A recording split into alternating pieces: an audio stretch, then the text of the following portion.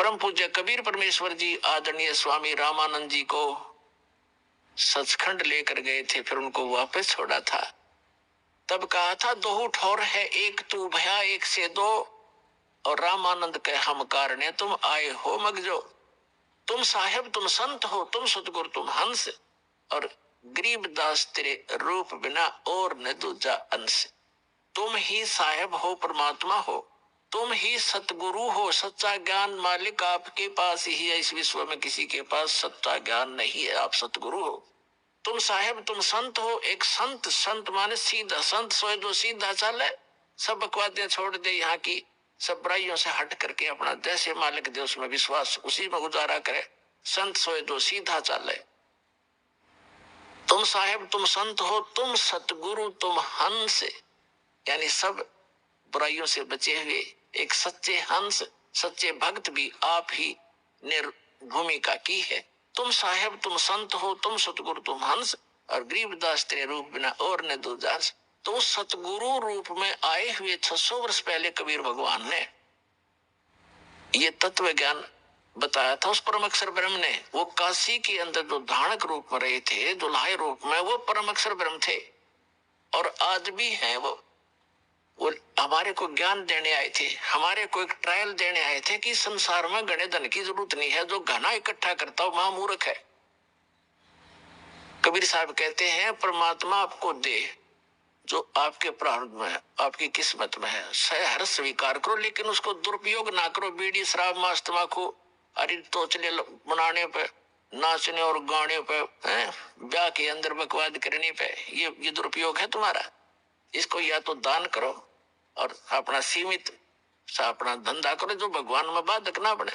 तो यहाँ परमात्मा ने रहकर दिखाया था कि टोटे में भक्ति करे, सोए सही सपूत, और ये मायाधारी मस्करे ना जाने कितने जालिए होते।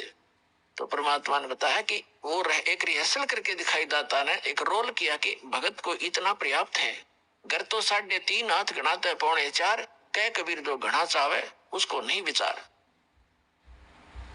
फिर भी भगवान जो आपको दे रखा है उसमें संतुष्टि रखा है, और केवल माया की ही डिमांड भगवान से नहीं करे।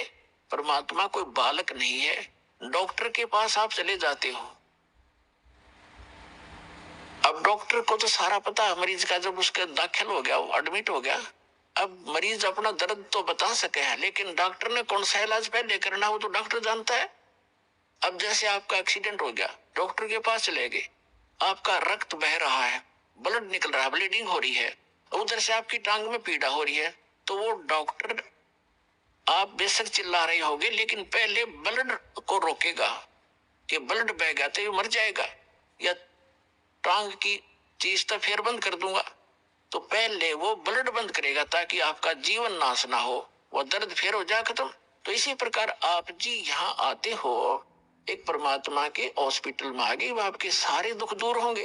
अब आपने टारगेट बना रखा है मेरा ये काम हो, बस ये हो, और भगवान ने ये पता कि इसकी जान जाने वाली है, 10 दिन के बाद इसका जीवन नहीं है, तो आपकी एज एक्सटेंड करेगा। उम्र एक्सटेंड करने के लिए जो आपको एड दे रहा है वो काम आपका भले ही ना हो रहा है, लेकिन आपको जीवन दान दे करके वो 100 सुख देगा फिर आगे चल के। और मरीज ये कहे मेरे टांग में पीड़ा, तू कैसा डॉक्टर है, मुझे दर्द ही ठीक हो रहा, लेकिन डॉक्टर को पता है कि इसका ब्लड रोकना जरूरी है, तो डॉक्टर वही काम करेगा जो आपके हित में होगा, आपकी नहीं मानेगा पहले वो। उसको मालूम है कि आप चिल्ला रहे, उसको मालूम है कि इसमें ऐसी पीड़ा होगी, लेकिन ये घातक नहीं है।